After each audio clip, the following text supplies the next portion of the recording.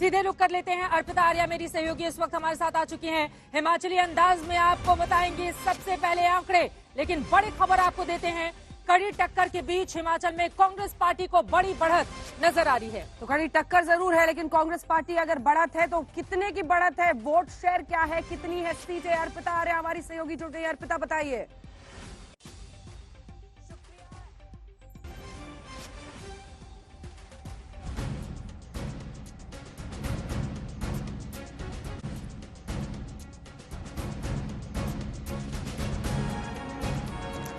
शुक्रिया चित्रा अंजना। तो जो आपने बताया कि बढ़त यहां पर कांग्रेस को मिलती नजर आ रही है, लेकिन वो कितनी बढ़त है वो अब हम आपको बताएंगे। अब वो वक्त आ चुका है जब हम इस पर नजर डालेंगे। सबसे महत्वपूर्ण सवाल तो हिमाचल के लिए यही था कि क्या यहां सत्ता बदलेगी या रिवाज टूटेगा। वोट शेयर सबसे पहले आपको बताते हैं। देखिए, बीजेपी को जो vote share 42% vote share BJP को और 44% वोट शेयर गया है कांग्रेस को। यानी यहां देखें तो 2% तकरीबन यहां बढ़त कांग्रेस को मिलती हुई। और जो रिवाज बदलने की बात हो रही थी वैसा कुछ अभी फिलहाल ये एग्जिट पोल के माध्यम से नहीं दिख रहा। 2% आप देख रहे हैं आम आदमी पार्टी को।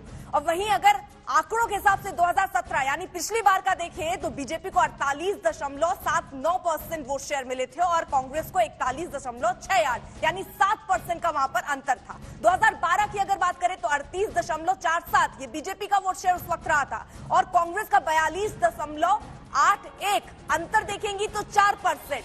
वहीं 2007 में अगर आप देखिए तो 2007 में बीजेपी को 43.78 और कांग्रेस को 38.90 यानी 5% का डिफरेंस। लेकिन अब जो एग्जिट पोल के आंकड़े इस बार बता रहे हैं वो ये कि बीजेपी को 42% और कांग्रेस को 44% यानी अंतर 2% का दिख रहा है। और ये खासियत हिमाचल की हमेशा से रही है कि यहाँ पर करीबन 4 से 8% के वोट शेयर के अंतर से ही यहाँ पर सरकारें बदल जाती हैं, सत्ता परिवर्तन हो जाता है। और कुछ वैसा ही इस वक्त अगर आप एग्जिट पोल के माध्यम से देखें तो नजर आता है। तो ये वोट शेयर के हिसाब से हमने बता दिया, लेकिन सीट किसको कितनी एग्जिट पोल में मिल रही है वो आपको आगे हम जानकारी देंगे।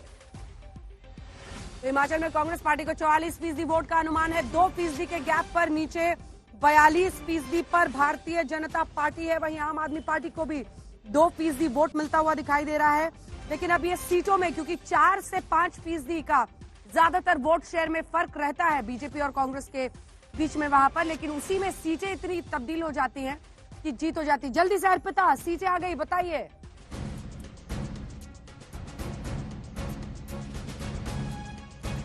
तो अब कुल मिलाकर जो सीटें जिसका जिक्र कर रहे हैं, सरकार बनाने के लिए 35 सीटों की देखिए जरूरत है, 68 कुल सीटें। और यहां पर जो एग्जिट पोल के आंकड़े कह रहे हैं वो ये कह रहे हैं कि रिवाज टूटने वाला नहीं है।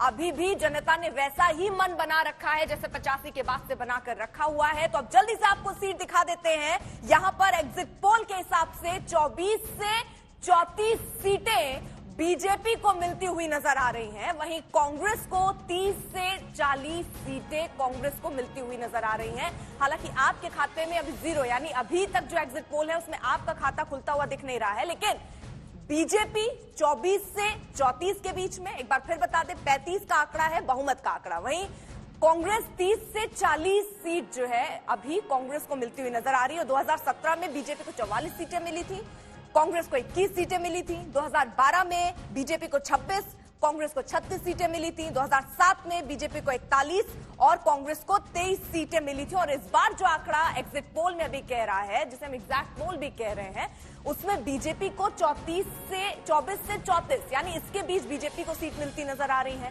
कांग्रेस थोड़ी आगे बढ़ी हुई नजर आ रही है क्योंकि कांग्रेस के खाते में 30 से 40 सीट जाती हुई फिलहाल नजर आ रही है। अब इसके पीछे अब ये डिबेट और ये चर्चा हो सकती है कि क्या प्रियंका गांधी जिस तरीके से पूरे फॉर्म में हिमाचल प्रदेश में उतरी थी, चाहे वो रैलियां करनी हो, लोगों के बीच पहुंचना हो, क्या उसका असर है, या जैसे आप लोग चर्चा कर रहे हैं कि मल्लिकार्जुन खड़गे का असर दिखता हुआ नजर आ रहा है। लेकिन फिलहाल अभी 30 से 40 सीटें एग्जिट पोल के हिसाब से कांग्रेस को और जाहिर तौर पर बढ़त भी यहां पर कांग्रेस को